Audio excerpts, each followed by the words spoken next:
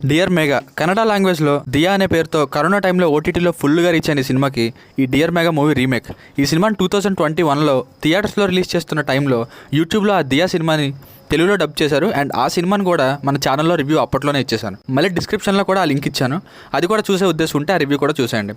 So బేసిక్గా ఏం చెప్పాలనుకుంటున్నానంటే, original వెర్షన్ని చూశాను, ఇప్పుడు ఈటీవీ విన్లో ఎన్నేళ్ళకి రిలీజ్ అయిన ఈ డియర్ మెగాని కూడా చూశాను.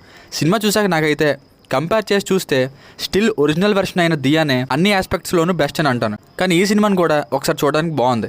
ఎవరైతే ఒరిజినల్ వెర్షన్ని చూడలేదో వాళ్ళకి ఈ లవ్ స్టోరీ బాగానే నచ్చుతుంది.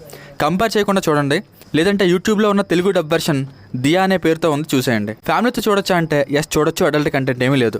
బేసిక్ స్టోరీ లైన్ ఏంటంటే, హీరో అర్జున్ అలియాస్ అర్జున్ సౌమ్యాజుల్ గారు, హీరోయిన్ మేఘా స్వరూప్ అలియాస్ మేఘా ఆకాష్ గారు లవ్లో ఉన్నప్పుడు సరిగ్గా అప్పుడే ఒక యాక్సిడెంట్ జరుగుతుంది.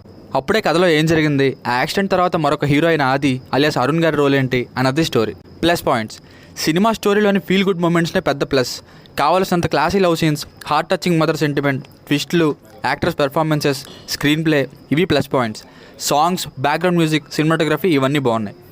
మైనస్ పాయింట్స్: అరగంట పాటు ఉండే ఫస్ట్ స్టోరీని బాగానే డిజైన్ చేశారు, కానీ సాంగ్స్ ఎక్కువ వస్తూ ఉండటంతో ఎక్కువసేపు చూస్తున్నట్టు ఈ ఫస్ట్ అరగంట డల్గా అనిపించింది. సెకండ్ హాఫ్లో లవ్ స్టోరీ కనెక్షన్ని సెకండ్ లవ్ స్టోరీ ఎస్టాబ్లిష్మెంట్ ఇంకొంచెం పెంచాల్సింది.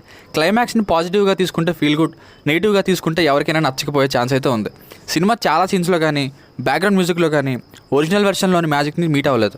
సో ఫైనల్గా మూవీకి వర్డిక్ట్ ఏంటంటే, ముందుగా చెప్పినట్టే ఒరిజినల్ వెర్షన్ని చూస్తే ఇది జస్ట్ ఓకే అనిపిస్తుంది, డైరెక్ట్గా దీన్నే ట్రై చేస్తే మాత్రం నచ్చుతుంది. Feel good love entertainer. దీనికి రేటింగ్ వచ్చేసి, ఇది నా ఒపీనియన్ 3.25/5. మీకు కనుక నా రివ్యూ నచ్చినట్లయితే మరిన్ని రివ్యూస్ కోసం మన ఛానల్ని సబ్స్క్రైబ్ చేసుకోండి. Thank you.